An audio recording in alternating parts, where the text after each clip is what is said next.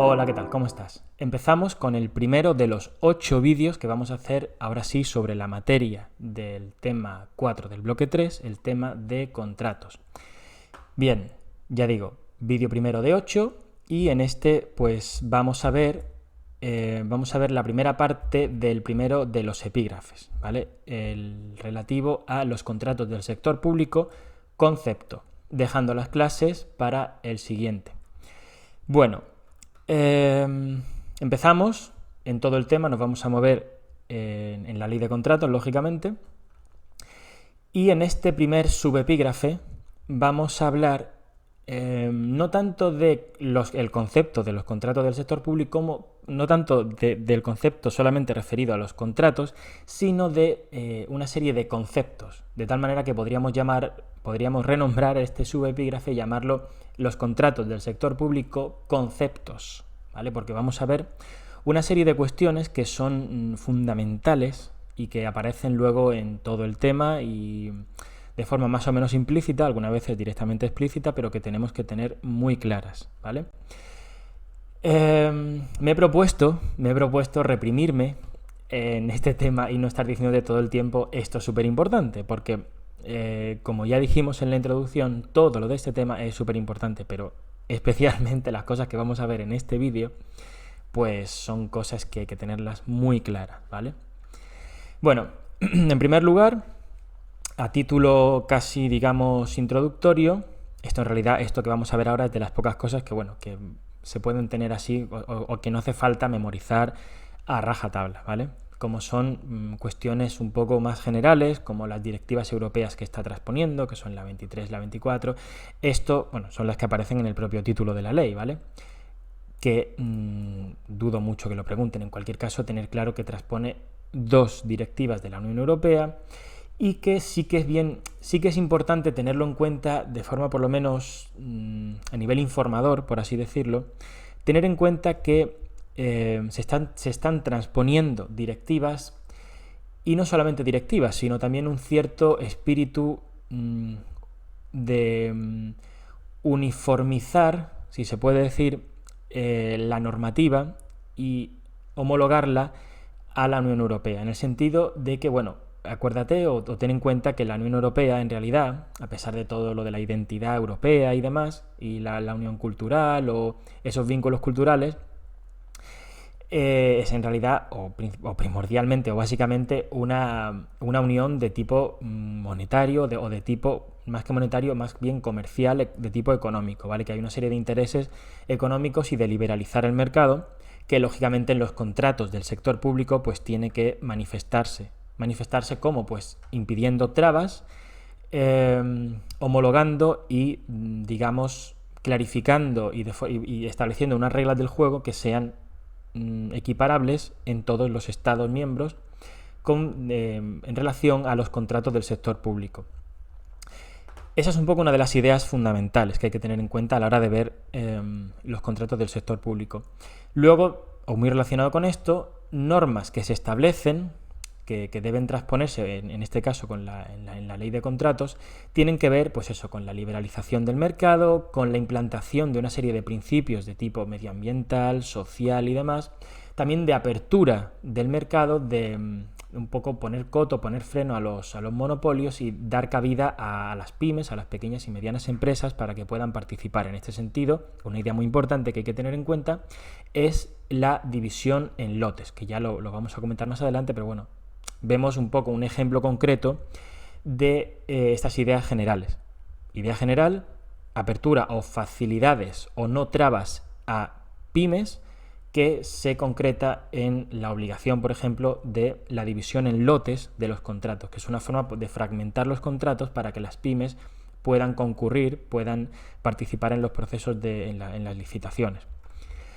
Vale, llegamos ya o entramos a hablar de algo que sí que hay que tener súper claro, que es una cosa que es, como todo, como el 99% de lo que vamos a ver aquí, es pregunta de examen. Negocios y contratos excluidos de la ley de contratos del sector público. Por otro lado, simplemente, entre comillas, te tienes que saber esta lista, ¿vale? Ni más ni menos. Yo te llamo la atención sobre un par de cuestiones, lógicamente, contratos a personal, todo el régimen con los funcionarios, con el personal laboral, está totalmente, por supuesto, exento, o está fuera, excluido, mejor dicho, de la legislación de contratos del sector, o sea, de esta ley, de la ley de contratos del sector público. Bienes inmuebles, y se incluye también arrendamiento de bienes inmuebles, ojo con esto, es decir, edificios, también queda fuera, porque pertenece a la ley de patrimonio. Es un poco, quizás son las cuestiones así más reseñables. Las demás, sencillamente te lo tienes que aprender de memoria, no queda otra. Y tenerlos muy claros, para que te pongan, lo típico que te pueden hacer aquí es ponerte una lista, decir cuál de los siguientes está excluido. Y te ponga, pues, o cuál no está excluido, ¿vale? Pero que tengas muy claro, pues, estos puntos que aparecen aquí. Sin más. Por lo demás es que tampoco... Seguridad y defensa, pues ya está, es que tienes que asumirlo. Tampoco quedan más opciones. De todas formas, por supuesto, puedes verte la lista de negocios y contratos excluidos en la propia ley de contratos. Ahí lo vas a ver mucho más desglosado, vas a ver los detalles, pero aquí está un poco la recopilación, que es por lo que te van a preguntar, seguro. Vale, sobre el concepto de contrato administrativo. Bien, partimos de una serie de nociones básicas por las cuales difícilmente te van a preguntar, pero que nos viene bien para asimilar las cosas que vienen después. Por un lado, tenemos que tener en cuenta las exigencias que impone la ley de contratos. Impone exigencias que luego a su vez, digamos que facultan a la administración para tener una serie de prebendas y de privilegios que se concretan o que toman forma en una desigualdad jurídica que vamos a comentar. Pero bueno, la exigencia es, también propósito de esta ley es el control del gasto público y la salvaguarda del interés público, ¿vale? Por supuesto, la ley de contratos también tiene de forma implícita, pone una serie de requisitos para la validez, es decir, establece una serie de cláusulas, de condiciones que deben cumplir los contratos para que sean válidos. Esto es una obviedad, esto no tiene tampoco mucho recorrido. Idea en la que se concreta todo esto de salvaguarda, sobre todo salvaguarda del interés público, es la desigualdad jurídica. ¿Desigualdad jurídica en qué sentido? Pues que vamos a ver a lo largo de todo el tema cómo la administración tiene,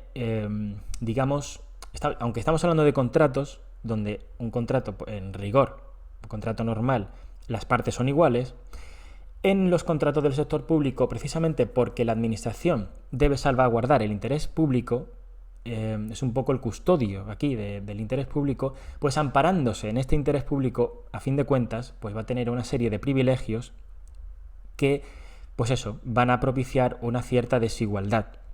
Ya veremos más adelante que tiene la posibilidad de resolver contratos, de modificarlos, de llevar a cabo una serie de cuestiones que están completamente vedadas o que no puede hacer, por supuesto, la otra parte, el contratista. Pero bueno, eso lo vamos a comentar más adelante, vamos a ver las cosas concretas. Lo importante ahora es tener en cuenta estas ideas generales, ¿vale? Pasamos a ver otra cuestión que esta ya de índole más concreto, y por supuesto que un poco como lo que te decía aquí de negocios y contratos excluidos, tienes que saberte absolutamente de memoria, sin ningún tipo de titubeo, que es el ámbito subjetivo de la ley de contratos del sector público. Este esquema, ¿vale? Este esquema te lo he puesto con coloritos para intentar que te resulte más fácil, más asequible. Digo, este esquema tienes que tenerlo súper claro y sin ningún tipo de titubeo.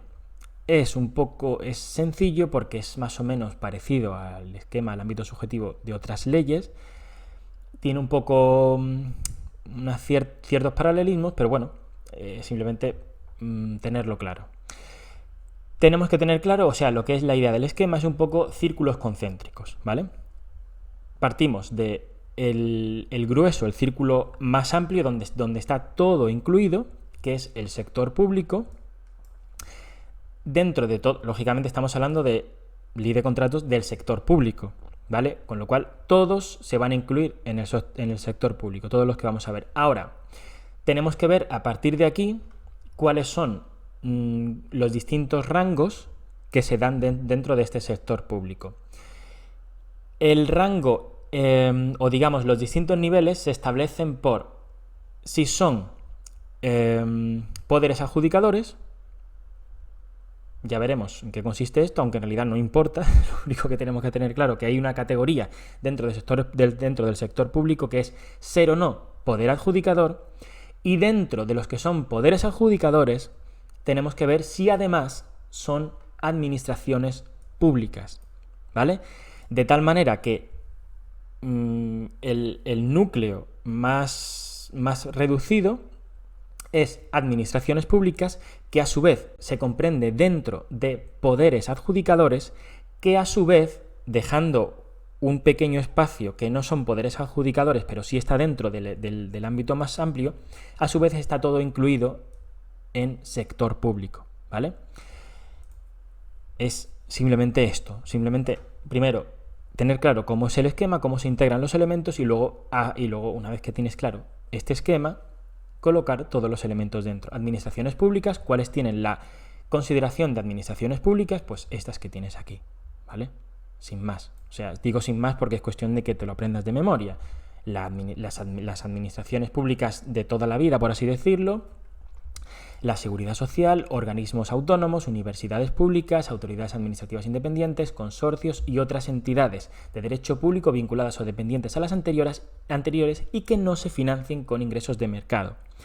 Por debajo de aquí tenemos dentro, todavía como poderes adjudicadores, pero ya no administraciones públicas, fundaciones y mutuas colaboradoras de la seguridad social, así como entidades y asociaciones vinculadas a estas anteriores o constituidas por ellas.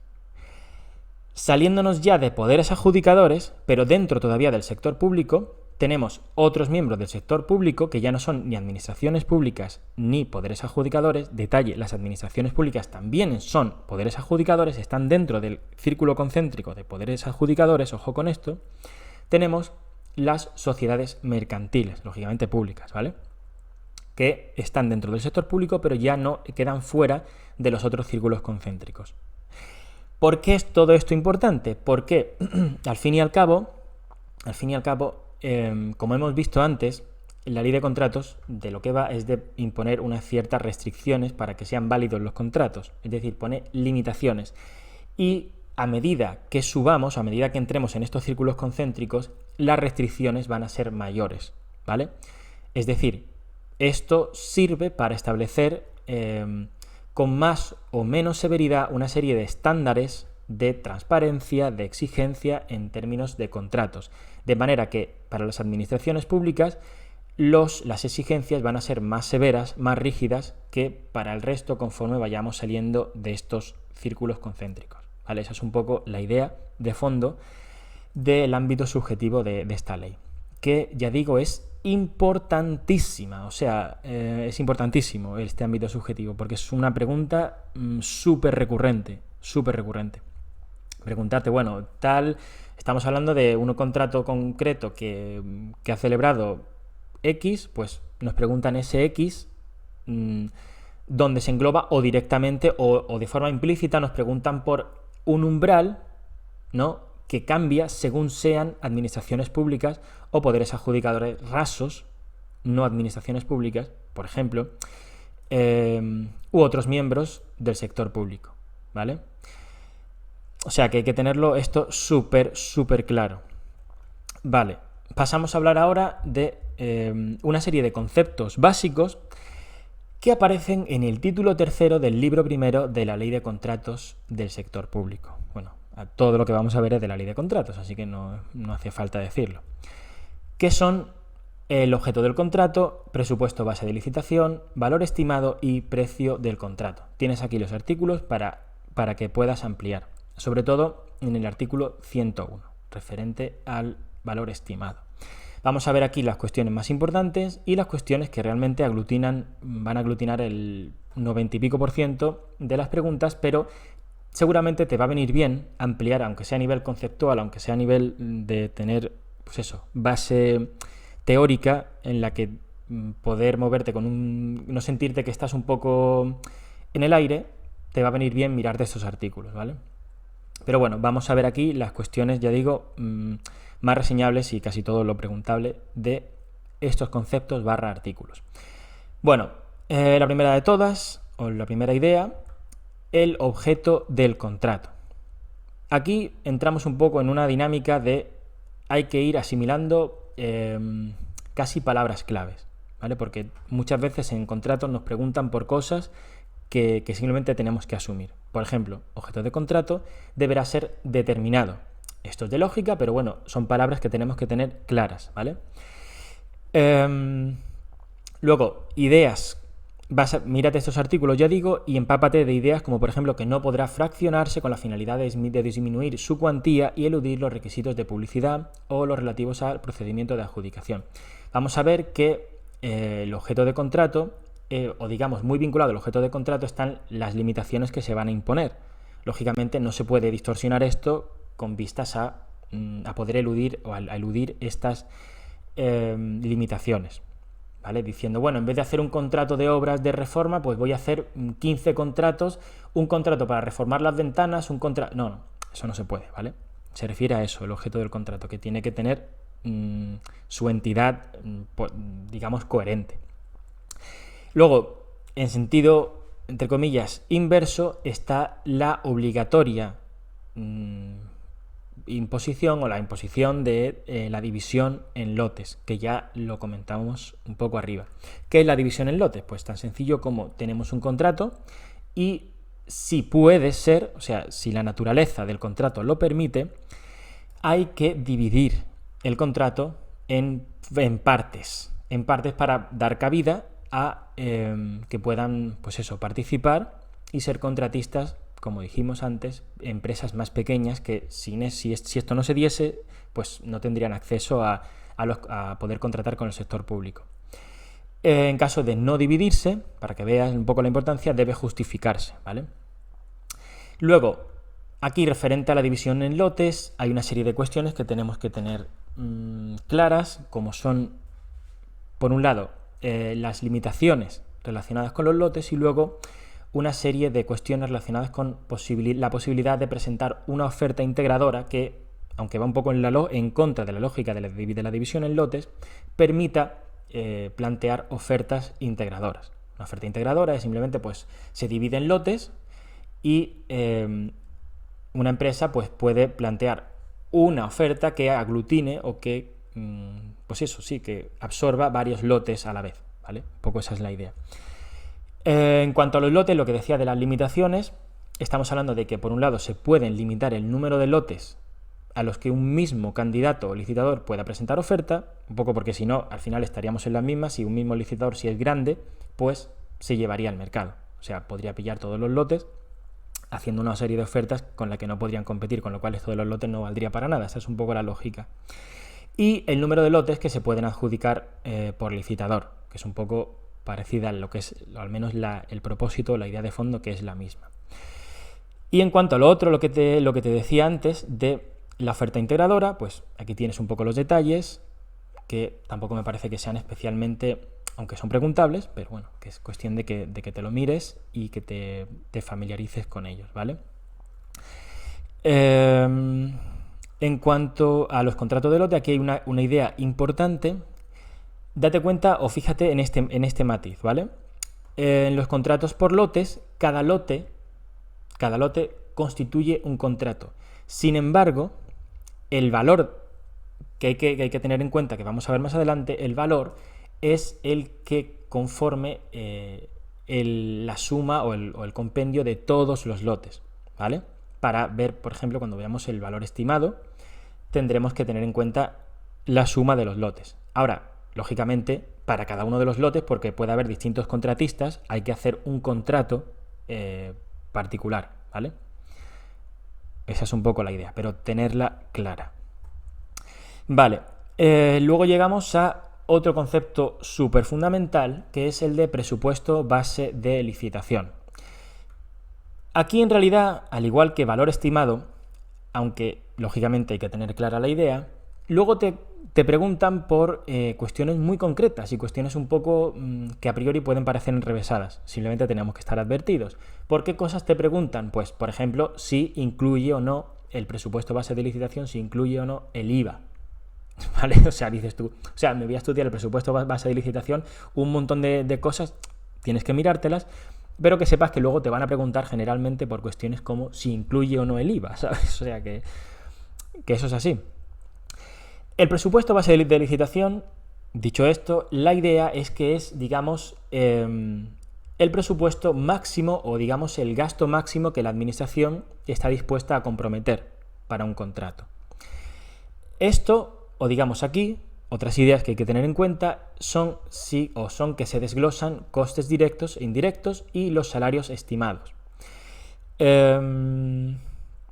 Otra idea interesante que en un momento dado podría ser preguntable es que en los acuerdos marco o sistemas dinámicos de adquisición, estos acuerdos marco o sistemas dinámicos de adquisición de lo que tratan es de sientan las bases para, por un periodo determinado, que ya estudiaremos más adelante, se puedan dar una serie de contratos. Es decir, más que un contrato, es un acuerdo, como una especie de preacuerdo para establecer una serie de contratos posteriores. Por lo tanto, tiene sentido que no sea necesario que se apruebe el presupuesto base de licitación, porque lógicamente, como no se saben los contratos en realidad que se van a celebrar dentro del marco, ya sea de acuerdos marco o de sistemas dinámicos de adquisición, no es necesario que se apruebe el presupuesto base de licitación en estos casos, ¿vale? Que tengas en cuenta esto y la peculiaridad esta que te pongo aquí sobre los salarios, ¿vale? Que se indicará en el presupuesto base de licitación de forma desglosada y con desagregación de género y categoría profesional los costes salariales estimados a partir del convenio laboral de referencia. Un poco, digamos, que se tienen un especial cuidado con los costes salariales en el presupuesto base de licitación. Ahora, pasamos de ver esto que es el límite máximo de gasto que puede comprometer el órgano de contratación, quédate con esa idea, que es un poco la idea clave, y vamos a ver ahora el valor estimado. Esto del valor estimado es una idea capital en este tema y tienes que tenerla muy clara. En primer lugar, tenemos que tener claro el propósito.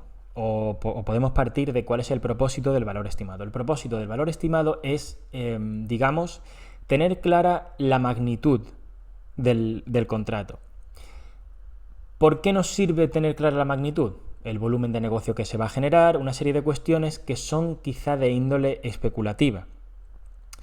Porque, como veíamos al principio, la ley de contratos de lo que va es de establecer unas normas del juego para que las empresas puedan contratar. Y estas normas del juego, pues lógicamente de lo que van, por otro lado, es, o a fin de cuentas, de establecer límites, pues a partir de tanto, se imponen tantos límites, a partir de tanto, si superan determinados umbrales. Claro, ¿cómo se establecen esos umbrales? ¿En función de qué? Pues en función, generalmente, del valor estimado. Porque el valor estimado es lo que te dice la relevancia económica, la relevancia del contrato, por así decirlo. Tanto yo te he puesto aquí que sirve para cuantificar de forma optimista la magnitud del contrato. Tanto esto de forma optimista como magnitud es una cosa de mi cosecha, pero creo que sirve para clarificar el concepto o la idea detrás del valor estimado. Es como, por ejemplo, digamos que queremos evaluar la venta, por ejemplo, de una vaca, ¿no?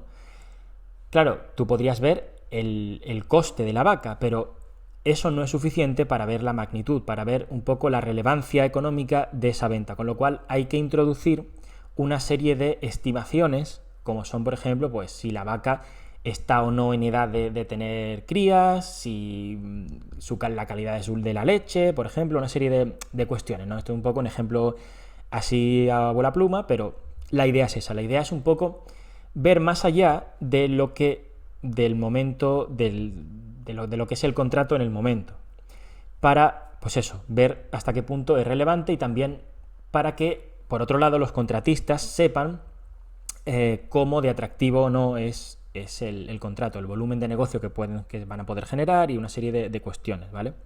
En algunos casos, como por ejemplo en los contratos de obras, suministros y servicios, en los que, digamos, la cosa es más sencilla porque es hacer una obra o recibir un suministro o un servicio.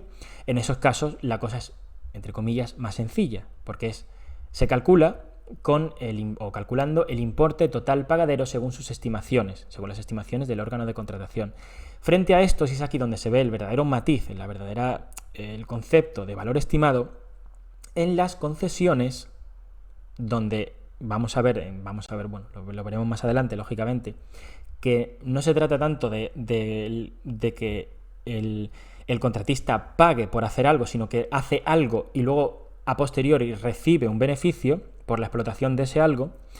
En esos casos, claro, ¿cómo evalúa aquí la administración? ¿Cuál es el valor estimado? Pues el valor estimado es el importe neto de la cifra de negocios que va a llevar a cabo el contratista, ¿vale? Sobre el que luego recaerá la concesión. ¿Ves un poco la idea, no? Lo interesante, y un poco al hilo de todo esto, es que aquí se van a tener en cuenta cuestiones como, por ejemplo, sean las posibles y eventuales prórrogas. Es decir, si el contrato está abierto a prórrogas, pues entonces se tienen en cuenta a la hora de evaluar el valor estimado, lógicamente, las prórrogas, ¿vale? Del mismo modo, las posibles modificaciones siempre contemplando el valor máximo, ¿vale? O sea, digamos, el horizonte más optimista. Eso es lo que se incluye en el valor estimado, ¿vale? Por eso lo de forma optimista. Esa es un poco la idea. Y sirve, como te digo, en última instancia, para encuadrar dentro de los umbrales, que vamos a ver a lo largo de todo el tema.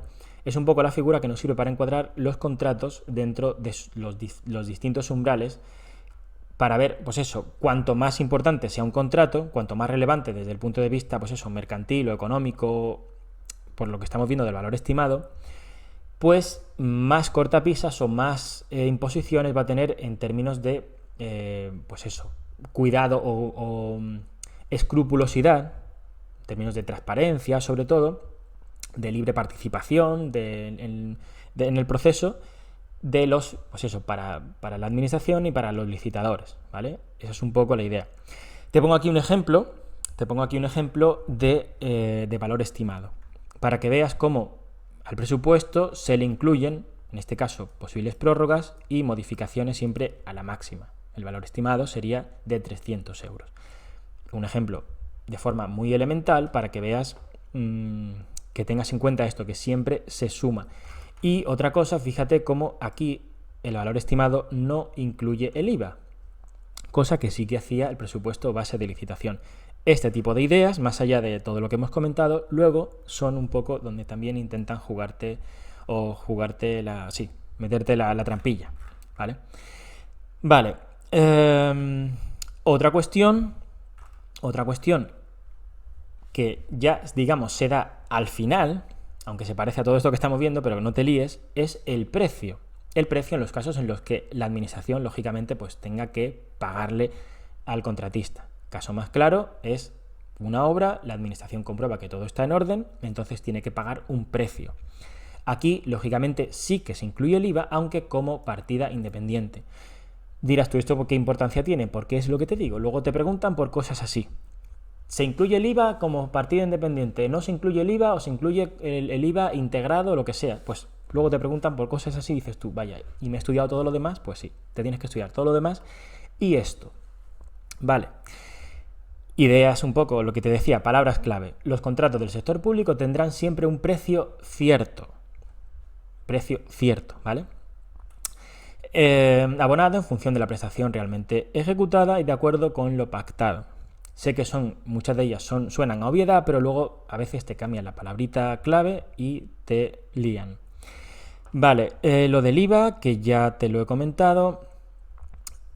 Un par de detalles, aunque sea terminológicos, para que lo tengas en cuenta, que tenemos dos maneras de determinar el precio o de concretarlo, que son de forma unitaria y a tanto alzado, por un tanto alzado.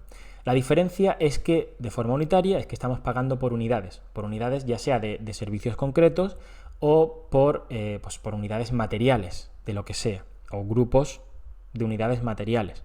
te pongo el ejemplo de una lavandería por prendas, o el otro caso, que es el tanto alzado, que tú pagas, la administración paga un precio a tanto alzado referido pues a un servicio que tiene distintos componentes.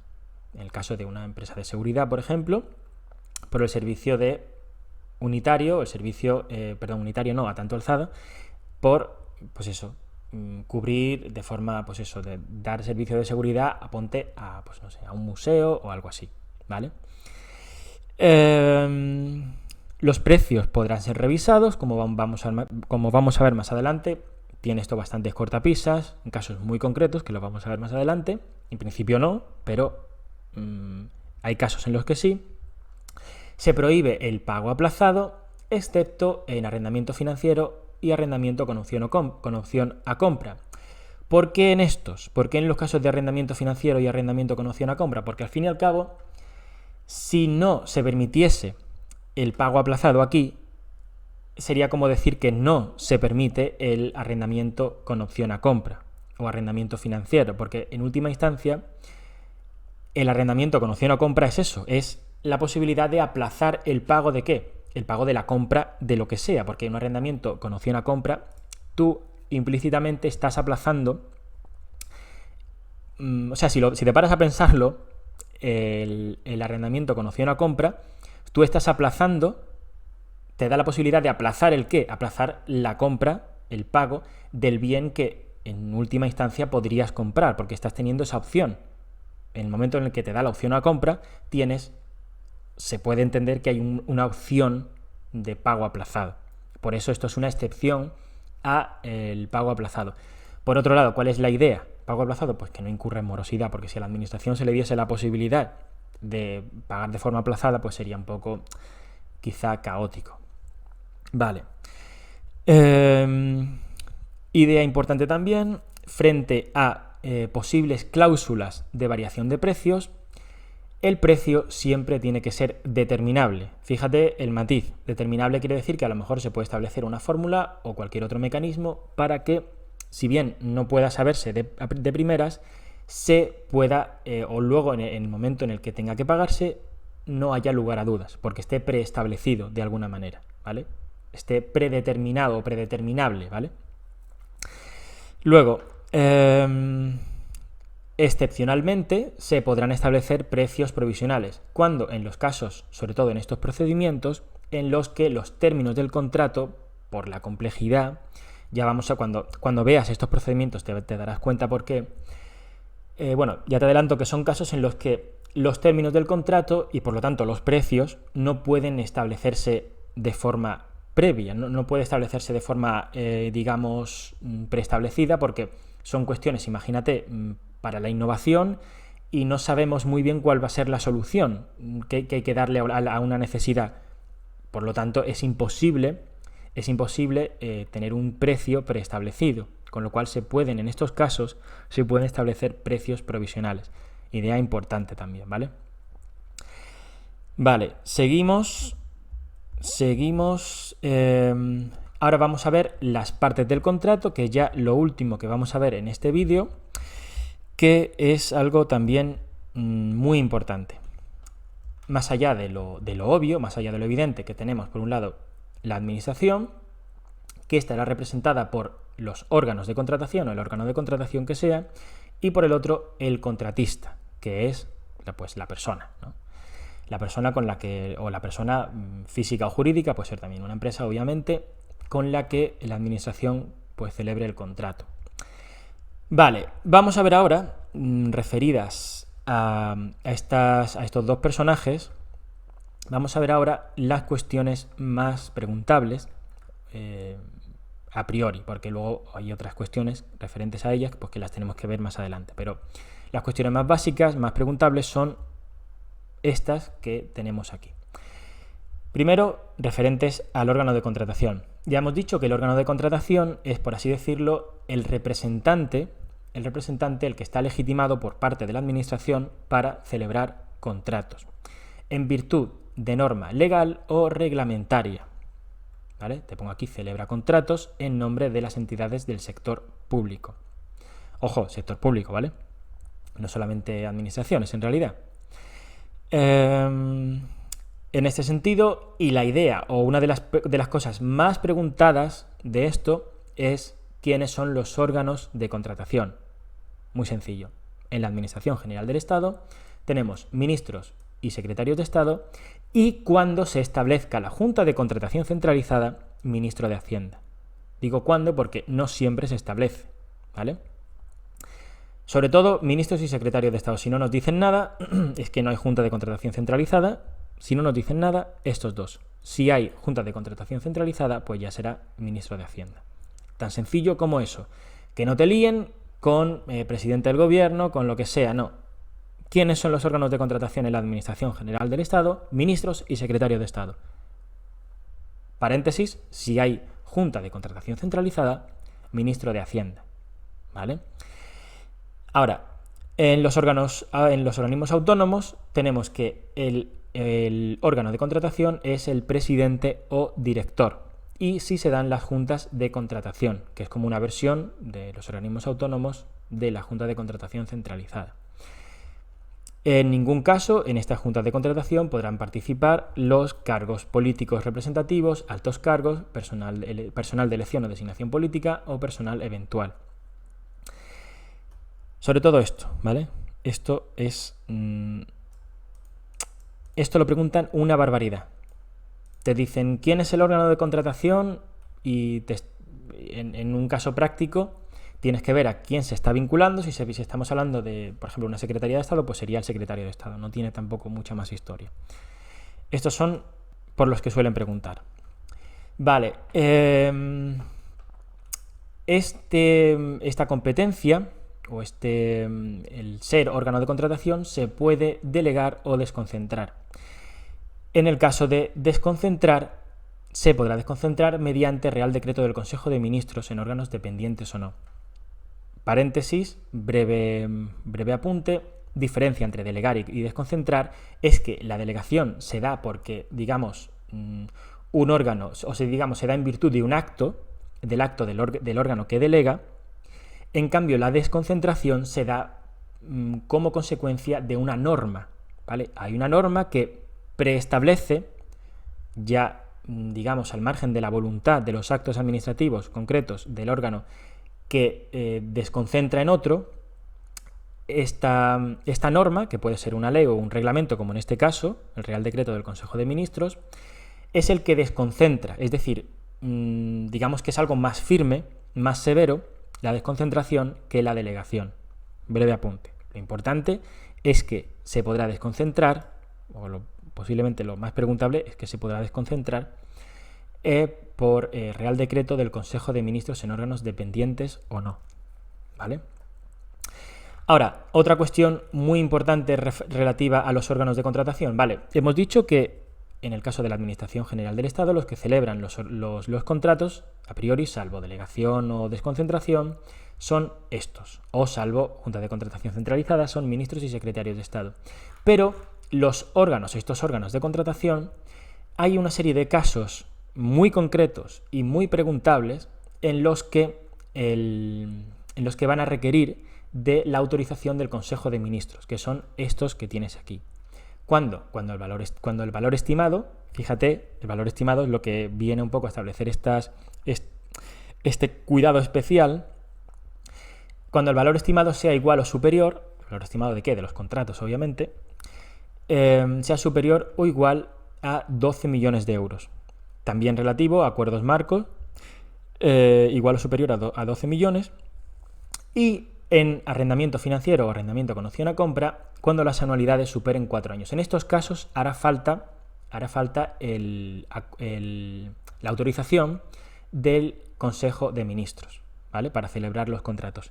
Autorización, detalle, que es independiente de la aprobación del expediente, aprobación del expediente y aprobación del gasto que debe llevar a cabo y que corresponde siempre al órgano de contratación, ¿vale? Cuidado con este detalle porque lo preguntan. No solamente te preguntan por el umbral, y esto es un poco lo que pasa con contratos, que no solamente te preguntan por una cosa, sino que te suelen preguntar por varias a la vez, y con este nivel de exigencia. Así que esto tienes que machacarlo, porque te lo van a preguntar, ¿vale? No comprende en estos casos, ¿vale? Esta autorización no lleva aparejada la aprobación del expediente, ¿vale? Vale, detalles. La figura del el responsable del contrato, que es una figura obligatoria, que es un poco el encargado de supervisar y de dictar las instrucciones necesarias con el fin de asegurar la correcta realización de la prestación pactada en el contrato. Es como un poco una figura, un representante, más allá de que hemos visto del órgano de contratación. Este es una persona, un representante de la administración o de la figura que sea del sector público, que se encarga de esto, ¿vale? Y que es una figura obligatoria, designada por los órganos de contratación. No es lo mismo, fíjate que es un designado. Vale, y que puede estar vinculada o incluso ser ajena a la entidad contratante. Vale, esto no es tan importante en realidad. Mucho más importante es, por ejemplo, lo de la autorización, estos umbrales y esto, sobre todo esto de aquí. Vale, pasamos a ver otra cosa muy importante, que es el perfil del contratante. Un elemento muy vinculado, lógicamente, al órgano de contratación, porque es en el perfil del contratante donde se tiene o donde toma forma todos los requisitos de transparencia para asegurar la libre concurrencia de licitadores y, sobre todo eso, transparencia. Y fíjate, o vamos a ver cómo pues eso, la escrupulosidad o todo el cuidado que impone la ley de contratos. Detalles importantes del perfil del contratante. La idea, que es la que te he dicho, que agrupa la información y documentos relativos a la actividad contractual al objeto de asegurar la transparencia y el acceso público a toda esta información, ¿vale? Para que, pues eso, la actividad en cuanto a los contratos, los procesos de licitación y demás de estos órganos de contratación sea plenamente transparente, sin ningún tipo de cortapisas.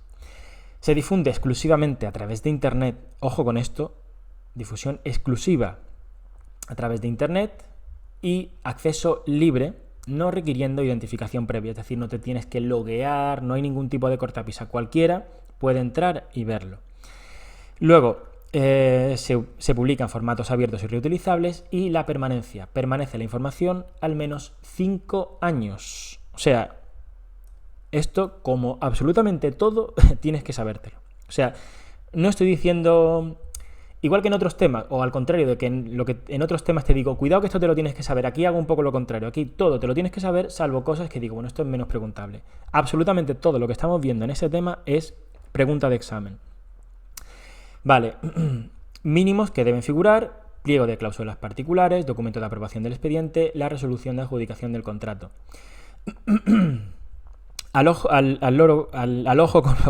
Ojo con esto, al loro con esto. Se aloja en la plataforma de contratación sector público, que contiene todos los perfiles, y la no publicación de un anuncio de licitación, que es algo, fíjate que esto es importante, el anuncio de licitación es lo que un poco da el pistoletazo para que la gente o los contratistas, o futuros contratistas, mejor dicho, puedan participar. Pues si no se publica el anuncio de licitación en el perfil, ¿vale? Que el perfil se aloja en la plataforma de contratos del sector público, pero la no publicación del anuncio de licitación en el perfil es una causa de nulidad, ¿vale? O sea, fíjate lo importante, el contrato, si no se ha publicado si no se ha publicado su anuncio de licitación en el perfil, es nulo. Ojo con eso, que es una cosa también bastante preguntable. Vale, otra cuestión relacionada con los órganos de contratación es la de la mesa de contratación. La mesa de contratación es un órgano de asistencia, órgano también colegiado de asistencia. Bueno, también no, el órgano de contratación puede ser unipersonal, claro, pero la mesa es un órgano colegiado de asistencia al órgano de contratación en el proceso, ¿vale? Y básicamente se dedica a clasificar la documentación y a valorar proposiciones y las propuestas, ¿vale? En los procesos que veremos más adelante de adjudicación es el que, digamos, hace el trabajo. Es un poco, por ejemplo, se parece un poco, ¿vale? Se parece un poco a la comisión en los procesos de selección de personal. Es un poco, os lleva a cabo la criba en el proceso de selección, pero luego el nombramiento de los funcionarios, lo lleva a cabo el secretario de Estado de Función Pública. No es la comisión. Pues aquí se parece un poco, se parece un poquitín a eso. Se parece en el sentido de que no es el órgano que al final toma la decisión y contrata, sino simplemente es el que ordena las cosas y dice, bueno, pues según estos parámetros, según los parámetros preestablecidos, yo, con carácter técnico, establezco que los mejores, basándome en premisas técnicas, establezco que pues estos son los mejores para este proceso. Pues estas son las mejores ofertas. Esto es lo que hace la mesa de contratación. Te pongo aquí en qué casos, en qué procedimientos es obligatoria y en qué procedimientos es opcional. Esto hay que sabérselo, ¿vale? O sea, hay que sabérselo de memoria, no queda otra. Te va a resultar más fácil cuando te hayas visto lógicamente los procedimientos y un poco por exclusión. Te va a ser más fácil empezar viendo cuándo es opcional, en los negociados sin publicidad, salvo el caso de urgencia, que en caso de urgencia es obligatorio, y en el súper simplificado, abierto súper simplificado. Composición, no me parece que sea tan preguntable. Lo único o lo más preguntable de aquí veo esto, que quienes no pueden formar parte de las mesas, que se parece a lo que no pueden formar parte de la junta de contratación. Por otro lado, cuando es junta de contratación no hay mesa, toma un poco el relevo, toma sus funciones. Dicho esto, quienes no forman parte, cargos públicos, altos cargos, personal eventual, funcionarios, en definitiva, solamente podrían formar parte funcionarios de carrera. Y luego en los casos de la Mesa Especial de Diálogo Competitivo y Asociación para la Innovación, tenemos un tercio de personas que formen parte de la mesa tienen que ser personal cualificada, especialmente cualificada para el proceso en sí. Lo más importante, entender la idea y que no es quien en última instancia contrata. No te confundas mesa con el órgano de contratación. Esto es un órgano de asistencia. Vale, ahora vamos a ver una serie de cuestiones para terminar relativas al contratista. Cuestiones que son también muy importantes, pero que en realidad las tienes todas aquí. Así que voy a comentarte pues simplemente las cosas más relevantes que te ayuden un poco a introducirte. Más allá de estas, o más allá de las cosas que yo te diga, que sepas que todo esto, o sea, todo esto que viene aquí te lo tienes que saber absolutamente de memoria. Cuestiones, estamos ya hablando, hemos dejado a un lado una de las partes, la administración, o el sector público, mejor dicho, y vamos a ver ahora la otra parte, que es el contratista. Vamos a ver sobre todo las condiciones que debe cumplir el licitador o la persona natural o jurídica para ser contratista. Ojo con esto, para empezar, españolas o extranjeras, que no te líen, lógicamente si estamos hablando de que son las directivas de la Unión Europea, las extranjeras también pueden, ¿vale? En el caso de empresas, tiene que estar la actividad recogida en los estatutos. Lógico, pero bueno, vamos a tenerlo en cuenta. Condiciones o prerequisitos: plena capacidad de obrar, no estén en prohibición de contratar y plena solvencia, o mejor dicho, plena solvencia económica y financiera y técnica o profesional, que eso lo vamos a ver abajo porque es una de las cuestiones más importantes, y contar con la habilitación empresarial o profesional.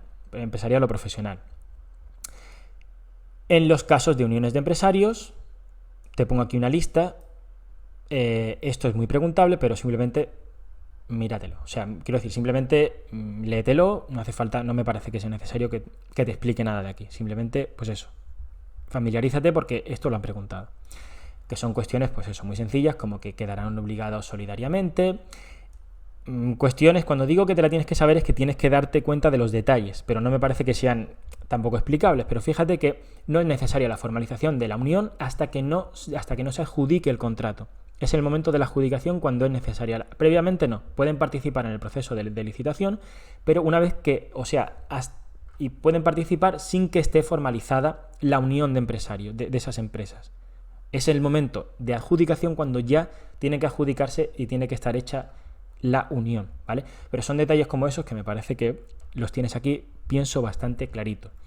A lo que me quiero remitir ahora, también las prohibiciones para contratar las tienes aquí, y es que creo que no merece la pena que te explique nada más allá de dejarte súper claro que te lo tienes que saber de memoria, ¿vale? Porque esto te lo preguntan, pero, o sea, empresas de más de 50 trabajadores que no llegue al ratio mínimo de 2% de discapacitados, 50 trabajadores sin el plan de igualdad. Si aparece en la ley, ojo, aparecerá en la ley 250 es porque la ley está desactualizada, pero realmente se refiere a 50 trabajadores sin plan de igualdad, ¿vale? Pero vamos, que prohibición, digamos, estas son las causas para prohibición para contratar, no me parece que tenga que explicarte nada. En lo que sí me quiero parar, que es otra de las condiciones, es en lo de la solvencia económica y financiera y técnica o profesional, que son, digamos, dos cuestiones. Por un lado está económica y financiera y por el otro lado está técnica o profesional, aunque se habla generalmente del requisito de solvencia.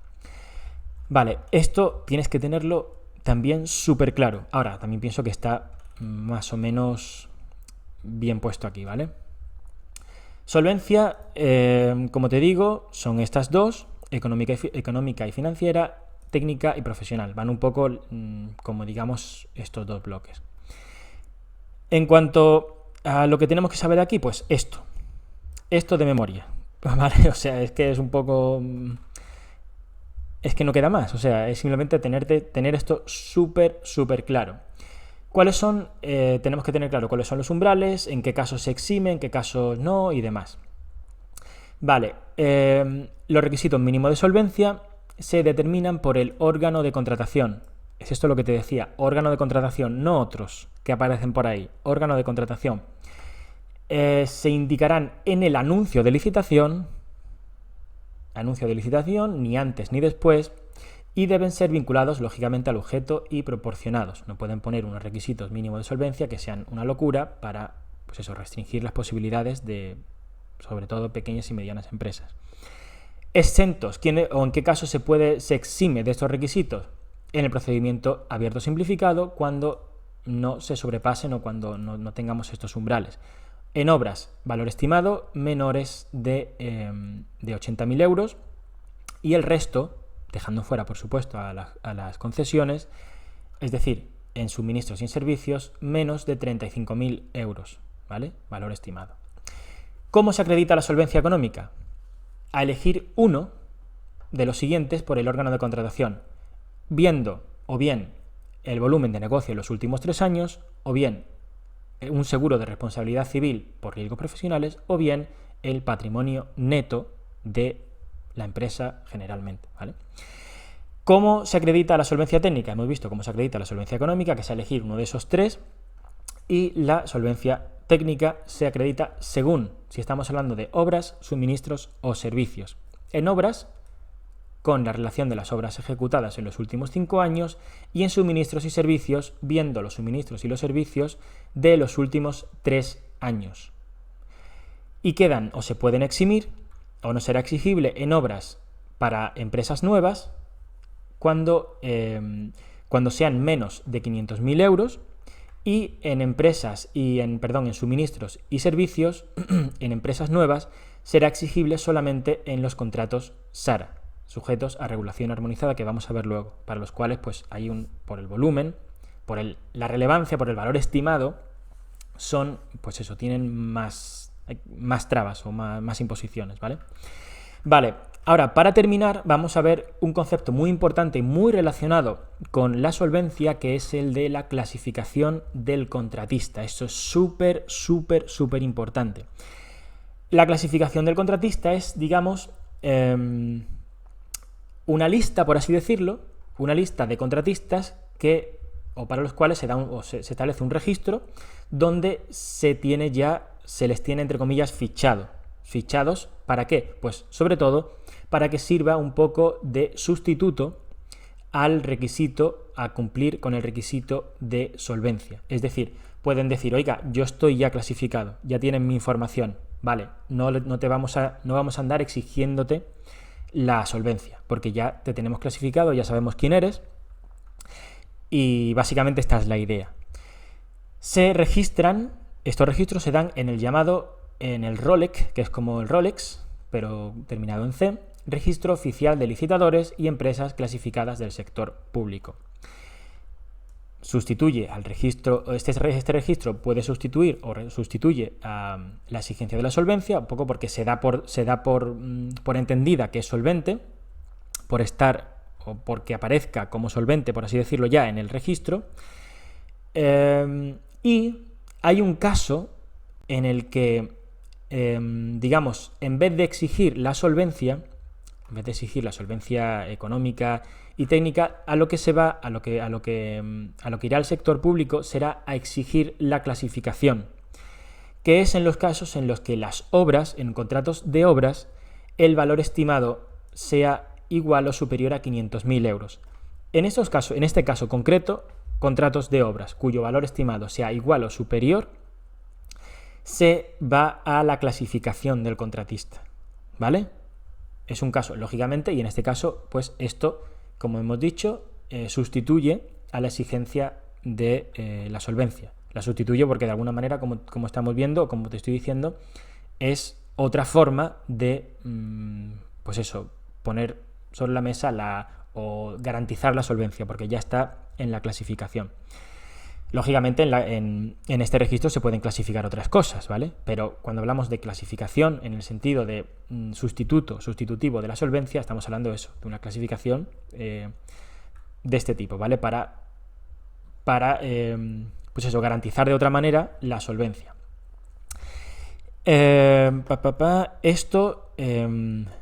Las decisiones o estos registros se dan por la Comisión Clasificadora de la Junta Consultiva de Contratación Pública del Estado, que son las que otorgan estas clasificaciones, ¿vale? Un detalle importante es que tendrá vigencia indefinida, pero tendrá que conservarse lo relativo a esta clasificación, lo relativo a la solvencia económica tendrá que conservarse tendrá que renovarse en cierto sentido de forma anual, y lo relativo a la técnica cada 3 años, ¿vale? Y frente a los acuerdos de estas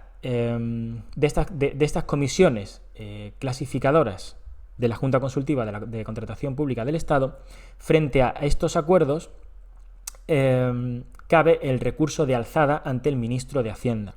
Un detalle que, aunque esto en realidad me parece muy poco preguntable, o sea, lo preguntable aquí es, bueno, voy a terminar de explicarte esto y ahora te explico qué es lo preguntable. Que frente a estos acuerdos, ¿vale?, de estas comisiones clasificadoras, que son las que se encargan de dar la clasificación, cabe el recurso de alzada ante el ministro de Hacienda. Relevante porque en realidad vamos a ver que en cuestiones de contratos hay un recurso especial, que lo vamos a ver más adelante, que sustituye a los recursos administrativos ordinarios. Pero no me parece para nada preguntable. Lo más preguntable aquí es esto, ¿vale? Y la idea de que sustituye el requisito de solvencia, es decir, que solo se exige activamente por parte del sector público, por parte de la administración sobre todo, en el contrato de obra, es decir, cuando hay un contrato de obra cuyo valor estimado es igual o superior a 500.000 euros, está obligada a exigir y está obligado a estar clasificado el contratista. Lo cual, como en todo el resto de casos, si está clasificado, sustituye el requisito de solvencia. Estas son las ideas más importantes en relación con la clasificación de los contratistas. Y con esto terminamos lo que quería hacer o lo que yo quería ver de este vídeo. Ya, como puedes ver en el siguiente, seguimos con las clases de contratos. Así que nada, lo vamos a dejar aquí. Espero que te haya resultado útil y nos vemos en próximos vídeos. Hasta pronto. Chao.